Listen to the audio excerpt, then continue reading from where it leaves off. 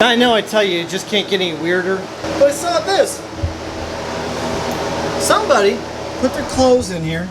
They got an egg beater. They got a salad, I think. I mean, who does this?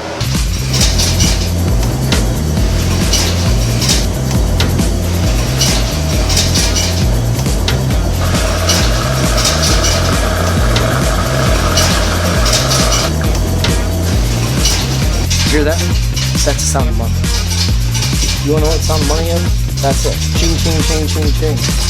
Ching, ching, ching, ching, ching. If you're lucky like me and you're a big fan of top loaders like Crestwood Rocks, then this video is just for you. I gotta change a belt. Now I went in here and I was cleaning the other day and I looked in and I saw water. And I go, that's not good. Top loaders have belts. Now, all machines have belts. But what happens in a top loader is when they overload it over time and over time and over time, the belts don't just get frayed, they actually just crack in half. The overloading, the stress on them, but they'll actually just get a crack and break. And so, as long as you catch it early enough and it doesn't burn a pulley, the pulleys that run around the mechanism to the transmission can actually get burnt up. And as long as you don't get that all tore up and the idler pulley tore up, well then you're good to go just to put a belt on. Sometimes though, after enough belts have been replaced, even the idler pulley gets wore out because it's putting such a weird stress on it.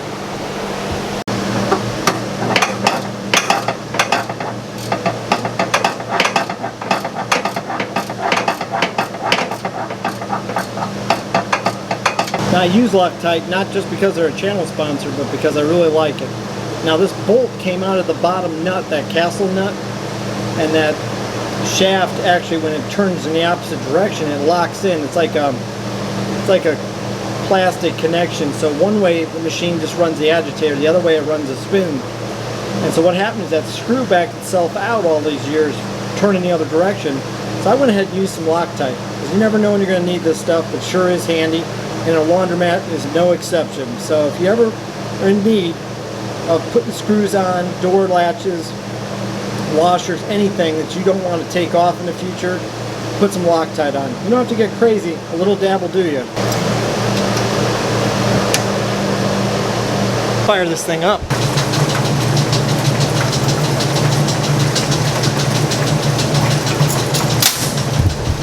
Now it's already started in the spin cycle and it's making a ticking noise. So we need to find out why it's making a ticking noise. That's part of the problem. Moving back and forth is your idler.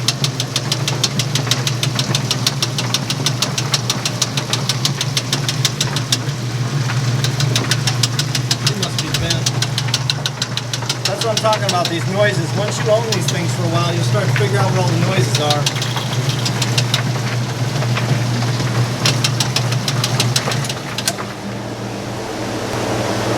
Come on. Here we go, spin.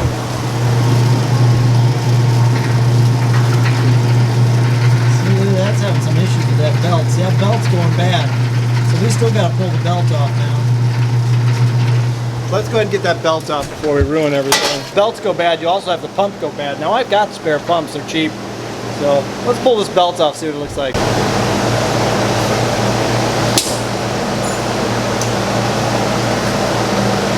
Now you'll have 3 tabs like this. One in the front, one on the side, one in the back where you can't get to it.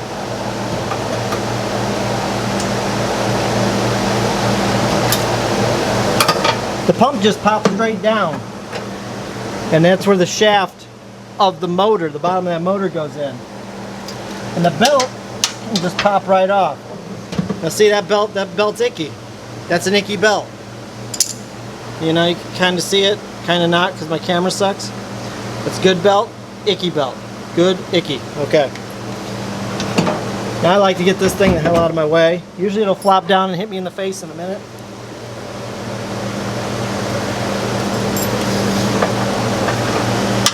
Now the idler is bent, and I'm not sure why. Probably more of that stress being put on it. And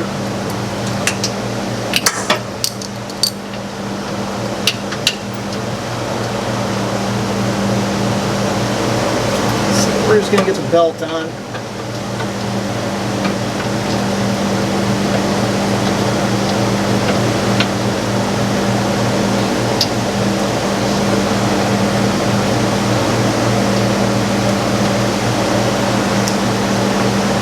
That's in there. So now, see what I mean about flipping me in the face? I mean, I'll tell you something about engineers. I went to school for mechanical engineering, if you didn't know. And we're taught in class to make it hard as hell to take apart things, that you have to buy special tools, and then most things should hit your customers in the face, hand, or probably even just cut them somehow, because that is going to get you customer retention. That's what we're taught in class. If you're doing 101, piss off your customers. That's exactly what we do.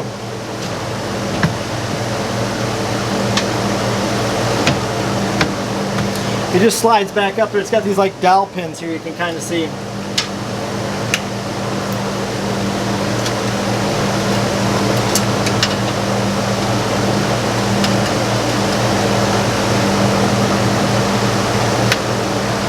Now me and Crestwood Rocks, we love top loaders because they're also easier to work on. Except when it comes to transmission jobs. I hate transmission jobs.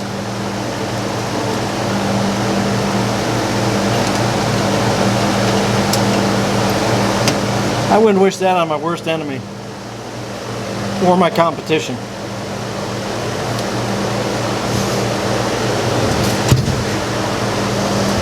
Now let's see what that did for us. Running better, well the belt's going better. Now it's going to take a while for that motor to catch up. It's kind of weird. And you see how slow it's moving, you're like, man, it's screwed up. Now, it takes a while for that thing to build up speed.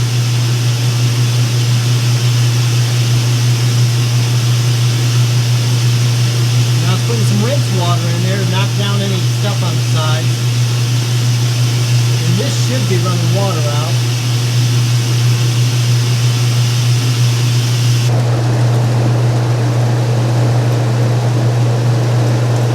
Pick up speed as it gets the water out. It takes a while because of all that centrifugal force that water's putting on it. I told you I went to school for engineering. That's why I know about big words like centrifugal force.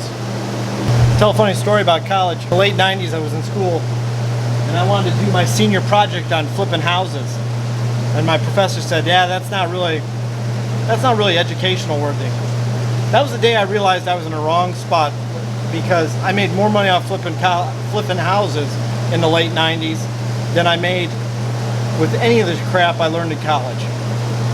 I just have to laugh. Later I saw my professor out in public and I talked to him about it and he said, yeah, we probably should have let you do that because that would have been pretty cool. Sometimes when you get to college they don't think outside the box. It's cookie cutter, just like when you're in school, and that's what sucks if you want to do stuff like this in life because they don't teach you this in school. Now you see it shaking quite a bit. That's pretty normal.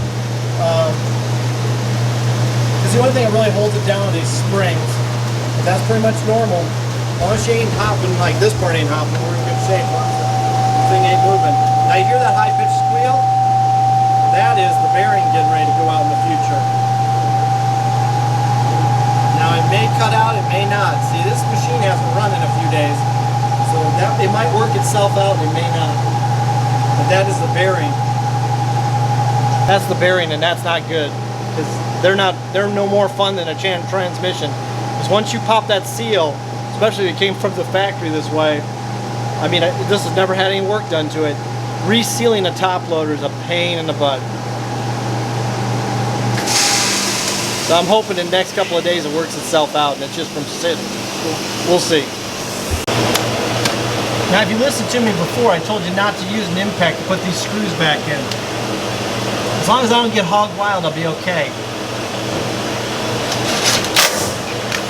That was a little too much. You don't want to get it in there until you touch it. You don't want to get crazy. There we go. Now for the love of God, don't save these old belts. They're not good stocking stuffers. People don't like it for Christmas. I tried to give some to my crazy aunt. She didn't like it. I said you can make something out of it. And she goes, what the hell's wrong with you? And I said, well, I was trying to be green. And it's just not as funny. So don't give them out as Christmas gifts, people. I know I tell you, it just can't get any weirder. I had a guy come in while I was fixing those top loaders, bought soap and left. That's fine, I'm making money on that. Then I come by the dryers to check them, because one of the things you should do every time you come to your laundromat is check the dryers. And when we say check the dryers, I like to look in them. I'll even pull the thing, make sure it has some tension on the belt, kind of just see, make sure there's no notes. But I saw this. Somebody put their clothes in here. They got an egg beater. They got a salad, I think. I mean, who does this? Now there's a machine running around the corner. Maybe it's their stuff. But I mean, I see people do some weird stuff. I just want to show you how it really is. You're going to find stuff like that. People put food in the machine, they'll put a note on it, don't take. Like, really? You want to put food in the machine and then come back later and eat it? Okay. Here's your sign. That's what they say. Here's your sign. So anyway, now that top loader only took me about 10 minutes to repair. About 10, 15 minutes. It took me longer to move the camera around and to talk to you and then look like a weirdo to customers walking by than it did to actually repair the machine. The point I'm making is, if I would have called my dealer, that would have been 150, maybe even 180 bucks by the time I was done, including the belt. So those are the jobs you want to learn how to do. Little stuff, I'm sorry, unless you just don't want to get your hands dirty, you got to do that early on. You got to build that sweat equity. You got to get the thing paid down and cash flowing really well so that you can hire it done as you get older. If you're younger and you buy a laundromat, as you get older, like when I get in my 50s and 60s, I can hire all this done. All my laundromats are paid for. So I don't need to do the hard work. I don't need to install the machines. I can lay them out and do what I know works, but I don't have to do all the hard work. And that's where you want to be. Now, if you're older and you're in it, then you're going to be at a different mindset. You're going to be spreading that loan out over a longer period, and you're going to be taking cash up front, and hopefully you're setting some of that aside for repairs. And it'll eat that money up. Don't start counting on it, because it'll happen. People put a lot of weird things in these machines and tear them up on you, and don't think twice. Now, one piece of advice I have for you. First machine I opened doesn't have it, so that's perfect. I'm going to show you a top loader. And it doesn't really matter what I show you. I'm going to show you a dryer. I'm going to show you a dryer. I'm going to show you a dryer. One piece of advice I have for you when you buy your laundromat. And God, somebody sprayed something fooped up on that machine. God, it's got something on it. What you need to do day one is go around to all your machines. If you have machines that are the same, it's okay. But you need to go find the model and the serial number of every machine. And inside dryers and washers, it's on the door if it's still legible. And here's where it is. You see that? The reason you want to do that, and I'll show you a washer. That was a dryer. And here's a washer. The reason you want to do that is because when you go to start ordering parts from your dealer, they're going to ask you those questions. They're going to ask you model and serial number.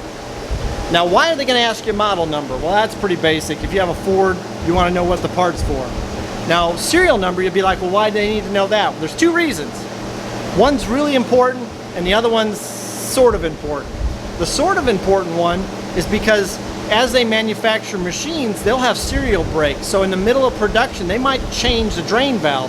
So if you have before 10,000, you have one drain valve. If you have after 10,000 serial number, you have a different drain valve. And that leads us into reason number two. Repos. Theft. That's why they want to know the serial number. This is the main reason they want to know your serial number. And I don't care what brand you got, Dexter, Hipsch, God help you if you got a Maytag, it's the same thing. When you finance your equipment, they write down all the serial numbers. And what laundromat owners do that are shady, and you got to be very careful of this, is when you see equipment that's so cheap you can't believe it, it may not be paid off. Now, he might say, I'll take cash, I'll take $1,000 for a machine that's worth $6 grand or $5 grand. You put this in your laundromat, and then all of a sudden you go to get a part for it, and you call your dealer and you give them serial number A, B, C, D, E, F, G, whatever. They'll look at it on the computer and it'll flag it and say, hey, that was never paid off, and we sold that originally to so-and-so. And what'll happen is your dealer may not even say anything to you on the phone. What they'll do is they'll send their crew out to look at your laundromat real quick and see how many more machines are repos. And what they'll do is they'll come in, and if they don't like you, they'll come in and steal your equipment because technically you don't own it. The last guy didn't pay it off and still has a loan on it. So what normally Speed Queen, Alliance Laundry, Maytag has a company out of New York somewhere that finances their stuff, and I can't remember the name of it. But what they'll do is they'll have those dealers repo that, they'll take it to a warehouse, or the dealer will try to resell it. Now, if your dealer likes you, they might say, hey, you need to pay us $1,000 per machine. or we're going to take the equipment. Now you're into it for a little more money. They may say a lot more and you'll be pissed off. So that's something you need to be mindful. If you buy used equipment from trunk slammers and other laundromat owners, you better make sure those serial numbers are on equipment that's paid off. So if you have to, you might even have to call your dealer or call the manufacturer direct and say, hey, look, I'm looking at this equipment. Are these serial numbers paid off? And get somebody to talk to. I've never had to do that. For the most part, I bought stuff that I knew I was buying from legitimate other laundromat businesses, like not laundromats, but actual dealers that wouldn't screw me, because I could go back on them and say you screwed me. And so that's how I handle it. I don't deal with trunk slammers. I don't deal with equipment jockeys unless it's parts and stuff. I really don't, because I just don't trust them, because they don't even know what they're getting. I've seen them sell stuff for next to nothing, and I always wondered, well, there's a chance. And that's the other thing. When I was building my third laundromat, my dealer was trying to get this equipment out of a big city, and this laundromat owner was selling it dirt cheap. And so my equipment dealer knew something was kind of funny, because he's like, that's not right. So he looked up all the serial numbers, and son of a gun, the guy was behind on payments. He was trying to unload his equipment. So my dealer tried to get the repo job. But when Speed Queen repos a laundromat, or when Wascomat or whatever, the nearest dealer gets to get the equipment. Now Speed Queen will set a price on it. The big companies will set prices on theirs, and the dealer can't sell it for any less, because they're splitting the profit with the main corporation now. But as time goes on, they'll keep lowering the price till they can get it unloaded. But that's how that works. So you want to be real careful of where you buy your equipment, because of repoed and theft equipment. Happens all the time. Just something to keep in mind.